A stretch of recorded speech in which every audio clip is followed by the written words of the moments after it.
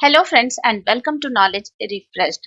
दोस्तों, हमारी क्लास 8 की एनसीईआरटी की जो पॉलिटी की सीरीज चल रही है उसमें आज हम डिस्कस करेंगे unit number 3 chapter number 4 judiciary यानी कि न्यायपालिका, भारत की न्यायपालिका के बारे में हम इस चैप्टर में डिस्कशन करेंगे। तो इसमें सबसे पहले तो हम क्या क्या पढ़ेंगे उसके बारे में थोड़ा ओवरव्यू ले लें। तो इसमें हम देखेंगे कि what is the role of the judiciary यानी कि न्यायपालिका का रोल क्या है, इंडिपेंडेंट जुडिशरी क्या होती है, structure of the courts in India, Bharat में कोर्ट का स्ट्रक्चर कैसा है, और ये भी हम जानने की कोशिश करेंगे कि क्या सभी नागरिकों को पहुंच है, सभी नागरिकों की पहुंच है भारत की जुडिशरी सिस्टम तक। ये सब हम इस चैप्टर में जानने की कोशिश करेंगे।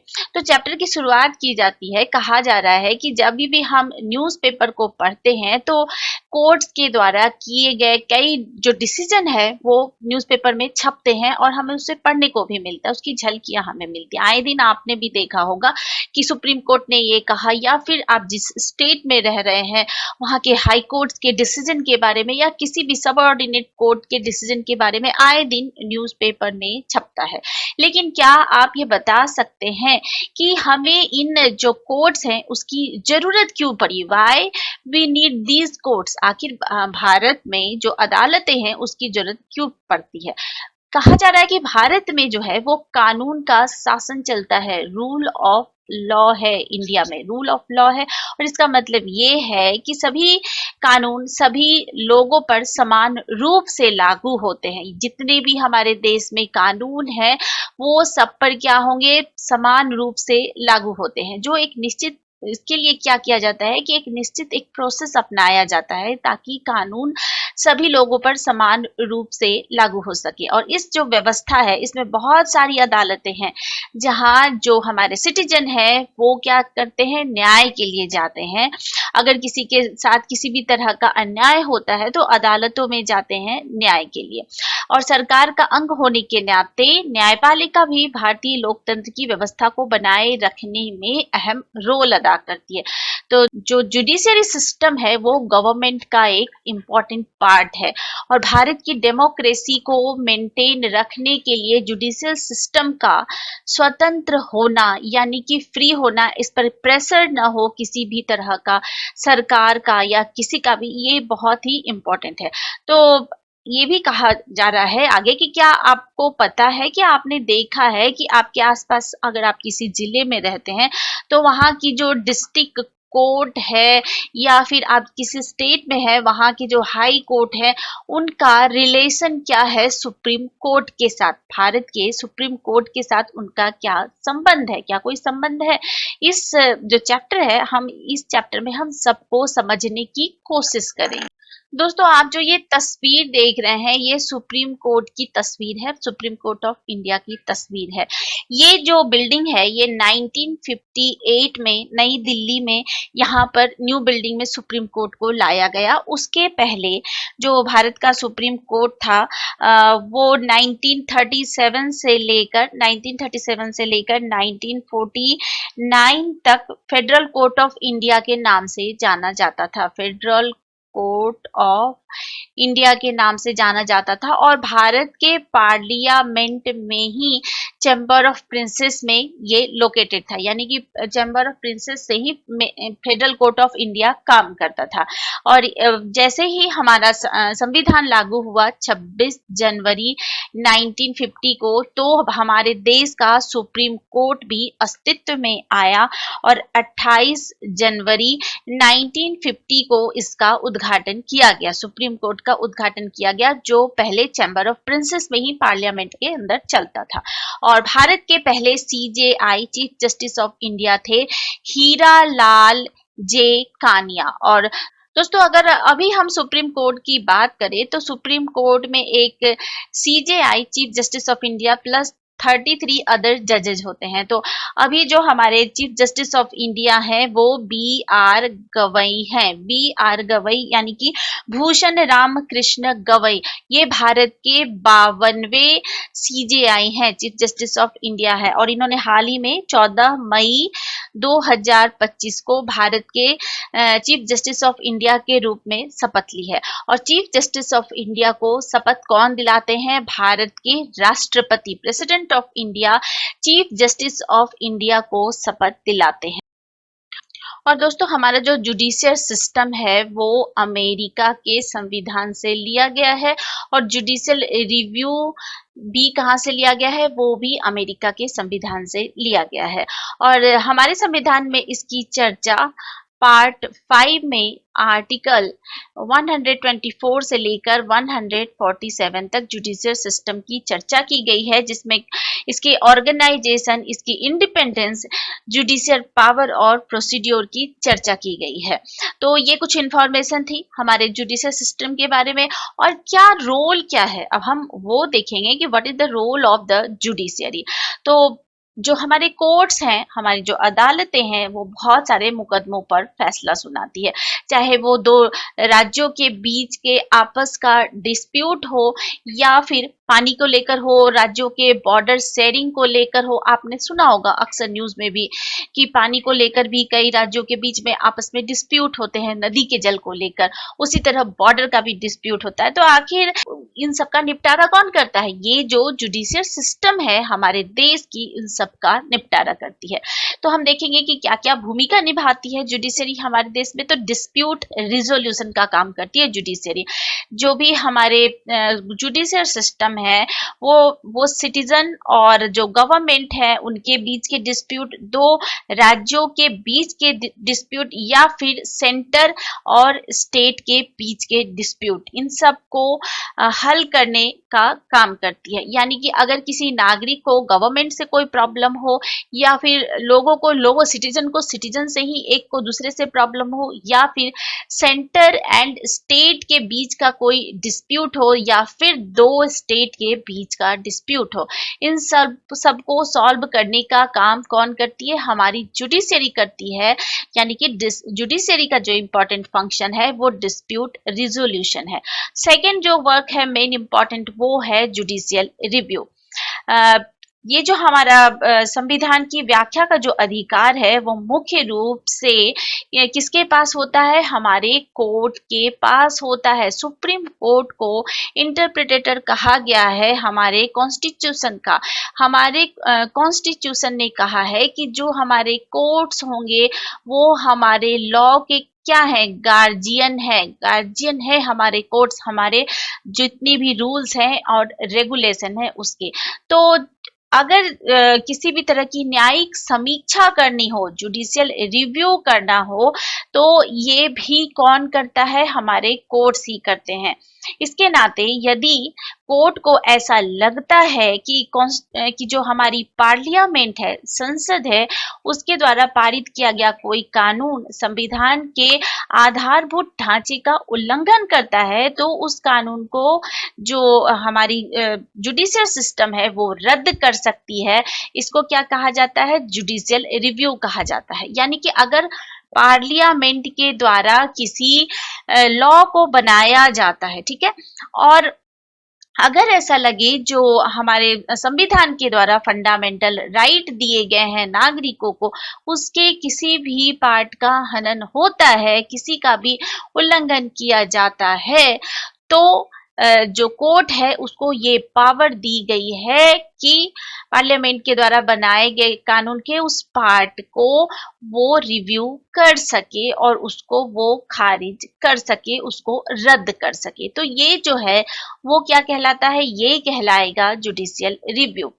और सेकंड थर्ड जो इम्पोर्टेंट फंक्शन है वो जुडिशरी का, वो है कानून की रक्षा और मौलिक अधिकारों का क्रियान्वयन। यानी कि हमारे देश में नागरिकों को, अगर किसी भी नागरिक को ऐसा लगे कि उनके फंडामेंटल राइट का हनन हो रहा है, तो वो अदालत की शरण ले सकता है। फंडामेंटल राइट पार्ट 3 आर्टिकल 12 से लेकर 35 तक हमारे फंडामेंटल राइट की चर्चा की गई है, मूल अधिकारों की चर्चा की गई है, जिसको सरकार भी चाहे तो नहीं ले सकती है। ये नागरिकों के मूल अधिकार हैं। तो अगर किसी भी तरह के फंडामेंटल राइट का हनन होता है तो व्यक्ति अदालत की शरण ले सकता है। दोस्तों आगे बात की जा रही है इंडिपेंडेंट जुडिशरी की, यानी कि स्वतंत्र न्यायपालिका की।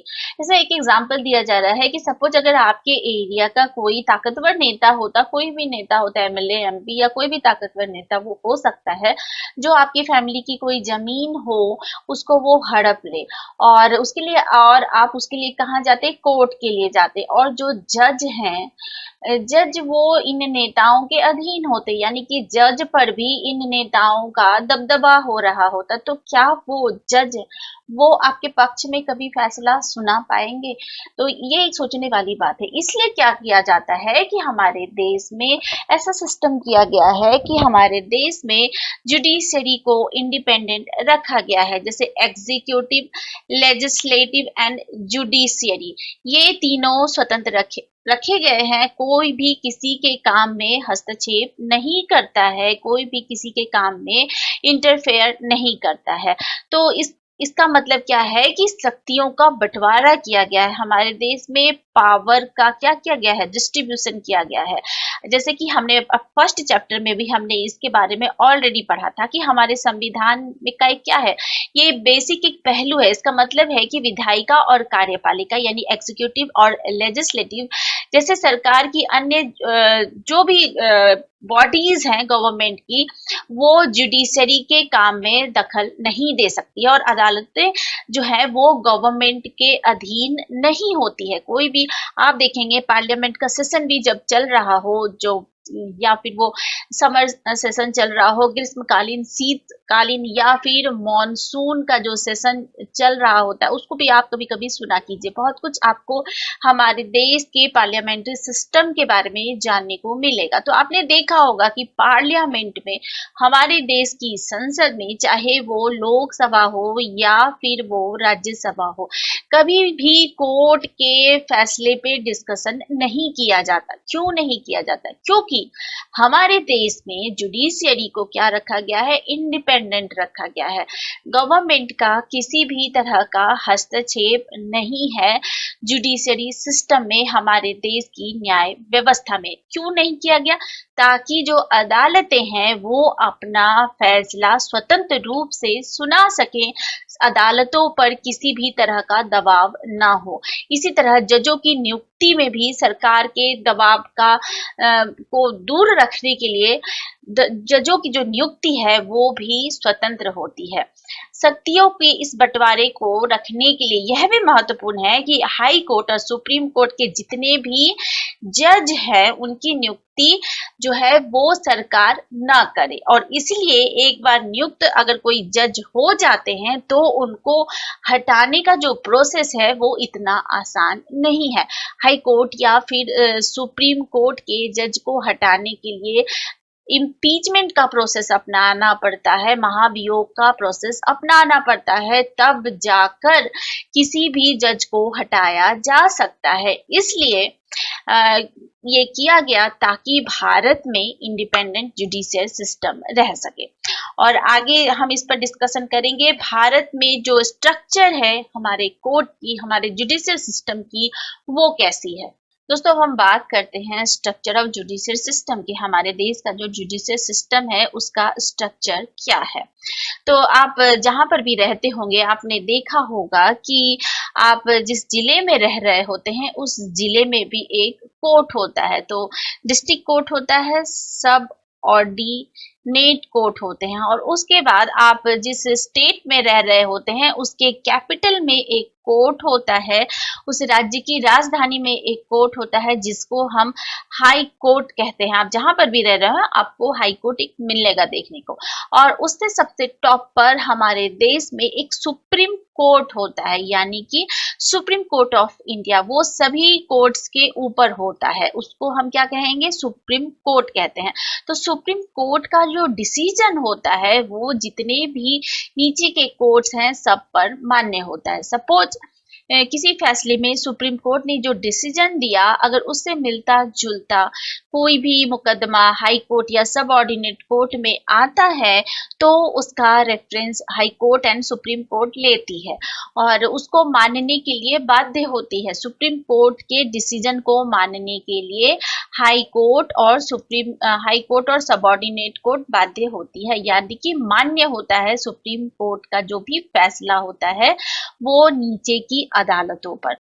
दोस्तों आगे इसमें बताया जा रहा है, चैप्टर में बताया जा रहा है कि हमारे देश में सबसे पहला जो हाई कोर्ट है वो कब आया था, 1862 में आया था। 1862 में बम्बई, कलकत्ता और मद्रास, कैलकटा, पहले इसे कैलकटा कहा जाता था, बॉम्बे एंड मद्रास, इन तीनों प्रेसिडेंसियों में अंग्रेजों के द्वारा सबसे पहले 1862 में हाई कोर्ट लाया गया।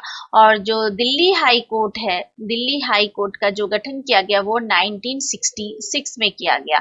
अभी जो हमारे देश में बुक के अकॉर्डिंग हमारे देश में 25 हाई कोर्ट हैं और बहुत सारे जो स्टेट हैं उनके अपने हाई कोर्ट हैं, लेकिन पंजाब और हरियाणा की अगर हम बात करें तो उनका एक कॉमन हाई कोर्ट है जो कहाँ पे है, चंडीगढ़ में है। उसी तरह नॉर्थ ईस्ट स्टेट के जो कुछ राज्य हैं जैसे असम, नागालैंड, मिजोरम और अरुणाचल प्रदेश, उनका एक कॉमन हाई कोर्ट है, वो है गुवाहाटी हाई कोर्ट। यानी कि गुवाहाटी हाई कोर्ट किसका किसका हाई कोर्ट है, वो असम, नागालैंड, मिजोरम और अरुणाचल प्रदेश का कॉमन हाई कोर्ट। और जब आंध्र प्रदेश और तेलंगाना अलग हुए तो उनके लिए भी सेपरेट हाई कोर्ट का प्रोविजन किया गया। कहीं कहीं पर क्या होता है कि हाई कोर्ट की बेंच भी खंडपीठ जिसे हम हिंदी में कहते हैं वो भी एस्टैब्लिश की जाती है, जब ताकि सभी लोगों की पहुंच वहां तक हो सके। जैसे जैसे सपोज अगर किसी स्टेट के कैपिटल में भी एक हाई कोर्ट है और एक दूसरे शहर में भी, अगर बहुत बड़ा स्टेट है तो एक दूसरे शहर में भी उसकी जो हाई कोर्ट है कैपिटल की उसकी एक खंडपीठ स्टैब्लिश की जाती है। ठीक है, तो समझ में आ गया आपको, जिसको कि हम क्या कहते हैं, बेंच कहते हैं। तो इस तरह से हम देखते हैं कि जितने भी अदालतें हैं वे सभी एक दूसरे से जुड़ी होती है, जो कि सबऑर्डिनेट कोर्ट हो या फिर हाई कोर्ट हो या फिर सुप्रीम कोर्ट हो। तो सुप्रीम कोर्ट हो या फिर हाई कोर्ट या फिर सब ऑर्डिनेट कोर्ट हो, तो सुप्रीम कोर्ट का जो डिसीजन होता है नीचे के सारी अदालतों पर मान्य होता है। और हमारे देश में क्या है, इंटीग्रेटेड जुडिशियल सिस्टम का प्रोविजन किया गया है, यानी कि एकीकृत न्याय व्यवस्था का प्रोविजन किया गया। इसको हम कैसे समझ सकते हैं, सपोज अगर कोई मुकदमा दायर किया गया सब ऑर्डिनेट कोर्ट में और उसका जो भी डिसीजन आया, हाँ सब ऑर्डिनेट कोर्ट में जिला स्तर पे जितने भी कोर्ट है उनमें कोई फैसला लिया गया और आपके फेवर में वो नहीं है, तो आप उसके अगेंस्ट अपील दायर कर सकते हैं। कहाँ पे, हाई कोर्ट में, जो आपके राज्य की राजधानी होती है वहां पे एक हाई कोर्ट होता है, उसमें आप अपील दायर कर सकते हैं। और अगर हाई कोर्ट का भी डिसीजन आपको मान्य नहीं है, अगर आपको लगता है कि ये जो डिसीजन है उसमें आपको न्याय पूरी तरह से नहीं मिला, तो आप सुप्रीम कोर्ट का भी दरवाजा खटखटा सकते हैं। जी हाँ दोस्तों, तो सुप्रीम कोर्ट हमारे देश में क्या है, टॉप पर है। ठीक, और सुप्रीम कोर्ट का जो डिसीजन होगा वो सभी अदालतों पर मान्य होगा। यानी कि हमारे देश में जो है वो इंटीग्रेटेड जुडिशियल सिस्टम को अपनाया गया है, एकीकृत न्याय व्यवस्था को अपनाया गया है, जिसके टॉप पर कौन है, हमारा सुप्रीम कोर्ट ऑफ इंडिया है। यानी कि अगर आपको subordinate court and high court का डिसीजन आपके फेवर में नहीं है या आपको लग रहा है कि आपके साथ न्याय नहीं हुआ, तो आप सुप्रीम कोर्ट जा सकते हैं और सुप्रीम कोर्ट का जो फैसला होगा बाकी के सारे फैसले को रद्द कर देगा और वो मान्य होगा। तो इस तरह से जो हमारे देश में क्या किया गया है, एकीकृत न्याय व्यवस्था को अपनाया गया है। दोस्तों इंटीग्रेटेड जुडिशियल सिस्टम को समझने के लिए आगे एक एग्जाम्पल दिया गया है। 1980 की एक घटना का जिक्र किया गया है जिसमें सुधा गोयल नाम की एक लड़की थी जिसकी दहेज के लिए हत्या कर दी गई थी, उसे जला दिया गया था। तो जो फैसला नीचे की अदालतों में गया, सबऑर्डिनेट कोर्ट में गया, तो सबऑर्डिनेट कोर्ट ने जो 3 आरोपी थे तीनों को सजाए मौत दी। ठीक है, तो इन तीनों आरोपियों ने इस फैसले के खिलाफ हाई कोर्ट में अपील दायर की। हाई कोर्ट में अपील दायर की तो हाई कोर्ट ने क्या किया कि तीनों जो आरोपी थे तीनों को बरी कर दिया। ठीक, तो जो लड़की थी सुधा गोयल, उसके फैमिली वालों ने हाई कोर्ट के डिसीजन के अगेंस्ट कहाँ पे मुकदमा दायर किया? आप समझ ही चुके होंगे, सुप्रीम कोर्ट में मुकदमा दायर किया। तो सुप्रीम कोर्ट ने जो 2 आरोपी थे उनको सजा सुनाई, लेकिन जो एक आरोपी था उसके खिलाफ उतने सबूत उपलब्ध नहीं थे तो उनको दोषी नहीं पाया। तो इस तरह से देखिए तो किस तरह से जो सबऑर्डिनेट कोर्ट के डिसीजन के अगेंस्ट हाई कोर्ट में गया और हाई कोर्ट ने जब तीनों आरोपियों को बरी कर दिया तो वो कहाँ पे गए? उसके फैमिली वाले सुप्रीम कोर्ट में गए। तो इस तरह से सुप्रीम कोर्ट ने जो फैसला सुनाया वो सभी फैसले को रद्द करता है और वो फैसला कि सभी कोर्ट जितने भी लोअर कोर्ट हैं सबों पर मान्य होता है। तो यहाँ पर एक एग्जाम्पल देकर ये बताने की कोशिश की गई थी कि किस तरह हमारे देश में इंटीग्रेटेड जुडिशियल सिस्टम को अपनाया गया है और इसका जो फैसला है सुप्रीम कोर्ट का जो टॉप पर है हमारे जुडिशियल सिस्टम में, वो नीचे की सारे अदालतों पर मान्य होता है। और यहाँ पर कुछ तस्वीर दिखाई गई है जिसमें से एक जो है ये मद्रास हाई कोर्ट की तस्वीर है, ये है पटना हाई कोर्ट की और ये कर्नाटका हाई कोर्ट की तस्वीर दिखाई गई है। तस्वीरों के माध्यम से दिखाने की कोशिश की गई है हाई कोर्ट को। दोस्तों अब बात की जा रही है कि different branches of the legal system, कि जो हमारा लीगल सिस्टम है उसके कौन कौन से ब्रांचेज है। तो यहाँ 2 तरह के लॉ की चर्चा की गई है, criminal law and civil law की चर्चा की गई है। क्रिमिनल लॉ यानी कि फौजदारी कानून और सिविल लॉ यानी कि दीवानी कानून। आपने अक्सर ही सुना होगा इसके बारे में। तो अगर हम सबसे पहले अब हम बात करते हैं क्रिमिनल लॉ के बारे में यानी कि फौजदारी कानून के बारे में। इसके अंतर्गत कौन कौन से केसेस आते हैं, कौन कौन से ऑफेंस आते हैं, जैसे कि चोरी करना, किसी वुमेन का हरासमेंट करना और दहेज के लिए मर्डर करना, ये सारे ऑफेंस आते हैं क्रिमिनल लॉ के अंतर्गत।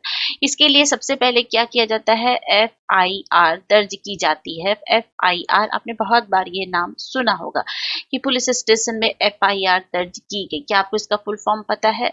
इसका फुल फॉर्म होता है फर्स्ट इंफॉर्मेशन रिपोर्ट। तो सबसे पहले FIR दर्ज कराई जाती है और उसके बाद पुलिस जो है वो अपराध की जांच करता है और अदालत में यानी कि कोर्ट में केस को फाइल किया जाता है। और अगर गिल्टी पाया जाता है एक्यूज्ड तो उसको या तो जेल होती है या फिर फाइन भी किया जाता है।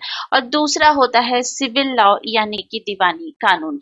इसमें जो है अगर किसी के इंडिविजुअल के राइट का हनन किया जाता है तो सिविल लॉ के अंतर्गत वो मुकदमा दायर कर सकता है। इसमें किसी भी लैंड से रिलेटेड डिस्प्यूट, लैंड के खरीद बिक्री से रिलेटेड डिस्प्यूट या फिर किसी सामान के खरीद बिक्री से रिलेटेड डिस्प्यूट, डिवोर्स से रिलेटेड डिस्प्यूट आते हैं या फिर रेंट का मैटर आता है। यदि कोई किराएदार है, मकान मालिक उस समय पर किराया नहीं दे रहा है और घर भी खाली नहीं कर रहा तो वो भी किसके अंडर आएंगे? सिविल लॉ के अंडर आएंगे। इसमें पिटीशन दायर की जाती है कोर्ट में और कोर्ट इस पर आवश्यक जो भी चीजें हैं वो जांच करती है और सारे गवाहों के आधार पर क्या करती है? रिलीफ दी जाती है। रिलीफ दी जाती है। सपोज अगर कोई रेंट पे रह रहा है और मकान मालिक को किराया नहीं दे रहा तो कोर्ट ये आदेश जारी कर सकती है कि जो रेंट पे रह रहे हैं वो घर को खाली करे और तुरंत जो मकान मालिक है उनको किराया दे। तो इस तरह से हमने देखा कि different branches of legal system क्या है हमारे देश में। दोस्तों आगे यहाँ पर चर्चा की जा रही है कि does everyone have access to the court? क्या हर व्यक्ति की जो पहुंच है वो कोर्ट तक है? दोस्तों ध्यान से देखिए तो हमारे देश में कितनी विविधता है। विविधता में एकता का देश है हमारा देश भारत। कुछ लोगों के पास काफी पैसे हैं, काफी रिच पीपल है, कुछ लोग काफी गरीब हैं, दैनिक मजदूरी करते हैं तब जाकर 2 वक्त की रोटी खा पाते हैं। कुछ लोग काफी पढ़े लिखे हैं, शिक्षा का स्तर कुछ लोगों में काफी अच्छा है, तो कुछ लोग बिल्कुल भी पढ़े लिखे नहीं हैं, उनको बिल्कुल भी पढ़ना लिखना नहीं आता, जीरो है। तो क्या ऐसी विविधता वाले देश में हर व्यक्ति की जो पहुंच है वो कोर्ट तक है? क्या हर व्यक्ति न्याय पाने की उम्मीद कर सकता है? हमारे देश में जो न्याय प्रक्रिया है वो काफी जटिल है, काफी कॉम्प्लिकेटेड है, और न्याय मिलने में काफी देरी भी होती है।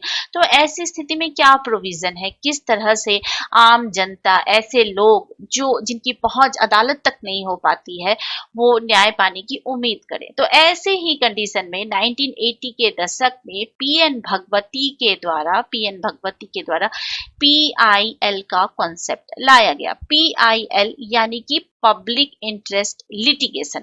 पब्लिक इंटरेस्ट लिटिगेशन यानी जनहित याचिका। आपने सुना होगा, न्यूज में भी अक्सर सुना होगा, न्यूज़पेपर में भी अक्सर ही पढ़ा होगा कि जनहित याचिका दायर की गई। तो इसमें क्या है कि जनहित याचिका हाई कोर्ट या फिर सुप्रीम कोर्ट में दाखिल की जा सकती है ऐसे व्यक्ति के बिहाफ में, या फिर बहुत सारे मास के बिहाफ में जो अपने लिए खुद से न्याय नहीं मांग सकते। ये किसी एक पर्सन के द्वारा भी दायर की जा सकती, कोई एक व्यक्ति भी चाहे तो जनहित याचिका दायर कर सकता है, या फिर किसी इंस्टीट्यूशन, किसी संस्था के द्वारा भी लोगों के बिहाफ में जनहित याचिका दायर की जा सकती है। तो ये बहुत ही अच्छा कॉन्सेप्ट लाया गया पीएन भगवती के द्वारा, जो हमारे देश के चीफ जस्टिस भी रहे हैं। तो जनहित, इसी से रिलेटेड एक केस आया, इसमें 2001 में राजस्थान एंड उड़ीसा का एग्जाम्पल दिया गया। बहुत सारे लोग भूख से बेहाल थे क्योंकि वहां पर सूखा पड़ गया था। तो ऐसी स्थिति में सरकार की जिम्मेदारी थी कि अनाज मुहैया कराए लोगों को, जबकि उनके जो गोडाउन्स थे वो अनाज से भरे पड़े थे। ऐसी स्थिति थी कि चूहे खा रहे थे उस अनाज को, लेकिन आदमी को नहीं मिल रहे थे, आम आदमी को नहीं मिल रहे थे अनाज। तो ऐसी कंडीशन स्थिति में people's union of civil liberties PUCL के द्वारा एक पीआईएल दाखिल की गई, और इसमें कहा गया कि आर्टिकल 21 के तहत जो हमारा फंडामेंटल राइट है, राइट टू लाइफ है, उसमें राइट टू फूड भी उसी के तहत आता है। यानी कि आर्टिकल 21 जीवन जीने का अधिकार मीन्स सिर्फ व्यक्ति को जीवित रखना किसी राज्य की जिम्मेदारी नहीं है, व्यक्ति की एम्प्लॉयमेंट के सारे उपाय करना, व्यक्ति को रोजगार मिल सके, 2 वक्त की रोटी वो खा सके, राइट टू फूड भी आर्टिकल 21 के अंतर्गत ही आता है। तो सारे एविडेंस को देखने के बाद फिर कोर्ट के द्वारा ये आदेश जारी किया गया कि जो सरकार है वो राशन की दुकान से सस्ते अनाज लोगों को उपलब्ध कराए, और साथ ही साथ मिड डे मील की व्यवस्था भी की जाए स्कूलों में। तो इस तरह से मिड डे मील की व्यवस्था करने का भी आदेश सरकार को जारी किया गया कोर्ट के द्वारा। और इसके लिए जो फूड कमिश्नर की भी नियुक्ति की गई, आदेश दिया गया गवर्नमेंट स्कीम के तहत कि 2 फूड कमिश्नर की भी नियुक्ति की जाए ताकि वो इन सब चीजों पर निगरानी रख सके। तो यहाँ पर बताया गया है कि आर्टिकल 21 के तहत जो राइट टू लाइफ होता है, तो इस व्यक्ति को सिर्फ जीवित रखना ही राज्य की जिम्मेदारी नहीं है, उसको एम्प्लॉयमेंट उपलब्ध कराना, उसको फूड उपलब्ध कराना, ये भी आर्टिकल 21 के तहत राइट टू लाइफ के तहत ही आता है। अगर कोई व्यक्ति झुग्गी झोपड़ी में रहता है और वहां पर रोजगार करता है किसी तरह का और 2 वक्त की रोटी खाता है, तो अगर ऐसी स्थिति में सरकार उसकी झोपड़ी को हटाती है, उसके ठेले को हटाती है, तो उसके राइट टू एम्प्लॉयमेंट का हनन होता है। तो ऐसी स्थिति में सरकार की ये रिस्पॉन्सिबिलिटी है कि एम्प्लॉयमेंट उपलब्ध कराए नागरिकों को। साथ ही ये भी कहा जा रहा है कि न्याय में जो देरी होती है उसके बारे में भी बताने की कोशिश की गई है कि justice delayed is justice denied का कॉन्सेप्ट यहाँ पे बताया गया कि अगर जस्टिस में डिले होती है तो एक तरह से जस्टिस को समझिए कि वो वो न्याय फिर किसी काम का नहीं रह जाता है। यहाँ पर एक एग्जाम्पल दिया गया है, ये 1987 में हासिमपुरा में जो 43 मुस्लिम्स की हत्या कर दी गई थी और न्याय को मिलने में काफी टाइम लगा, 2018 में जाकर इनको न्याय मिला। तो इस तरह से जो हमारे देश में जुडिशियल सिस्टम है, इतने सारे लंबित मुकदमे हैं कि न्याय मिलने में भी काफी टाइम लग जाता है। तो कहा जा रहा है justice delay is justice deny, तो उसका फिर कोई महत्व नहीं रह जाता अगर इस तरह से न्याय को मिलने में देरी होती है तो। और आगे ये भी कहा जा रहा है कि ये कोर्ट का ये रिस्पॉन्सिबिलिटी है कि फंडामेंटल राइट की रक्षा करे। कोर्ट इसके लिए रिट भी जारी करता है। सुप्रीम कोर्ट आर्टिकल 32 के तहत फंडामेंटल राइट का हनन होने पर आर्टिकल 32 के तहत 5 तरीके के रिट जारी कर सकता है और हाई कोर्ट आर्टिकल 226 के तहत रिट जारी करता है।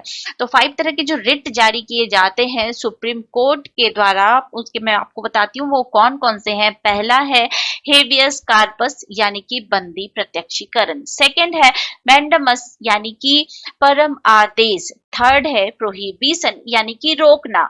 सर्टोराई फोर्थ है टू बी इन्फॉर्म्ड, इन्फॉर्म करना होता है। टू बी सर्टिफाइड, सर्टिफाई करना होता है। ये कौन जारी करती है? ये सिर्फ सुप्रीम कोर्ट जारी करती है लोअर कोर्ट को।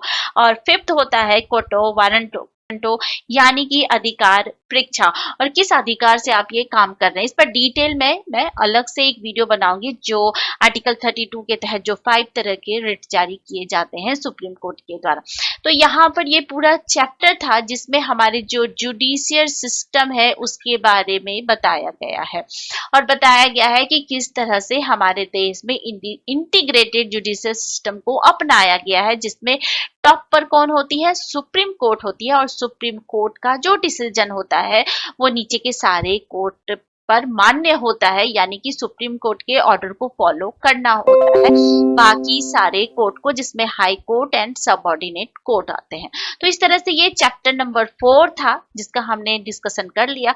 अब एक बार आप जाकर ये पूरे चैप्टर को डिटेल में खुद से सेल्फ स्टडी कर लीजिए। तो इस तरह से पूरा सेल्फ स्टडी होगा तो आपके जो कॉन्सेप्ट है वो क्लियर हो जाएंगे। और चैप्टर 1, 2 एंड 3 के भी जो वीडियो हैं वो भी चैनल में अवेलेबल है, अगर आप देखना चाहें तो उसको भी आप देख सकते हैं। और सुप्रीम कोर्ट से रिलेटेड एक और इम्पोर्टेंट वीडियो है, उसके लिंक को भी मैं डिस्क्रिप्शन में डाल दूंगी। उसमें सारे डिटेल हैं सुप्रीम कोर्ट से रिलेटेड, कब इसका गठन हुआ, कब इसकी बिल्डिंग कहाँ पे शिफ्ट हुई, कितने जजेज रहे हैं, सबके बारे में। तो आई होप आपको ये वीडियो पसंद आया होगा। अगर आपको ये वीडियो पसंद आता है तो चैनल को लाइक करें, शेयर करें दोस्तों के बीच एंड सब्सक्राइब जरूर करें। Thank you so much for watching.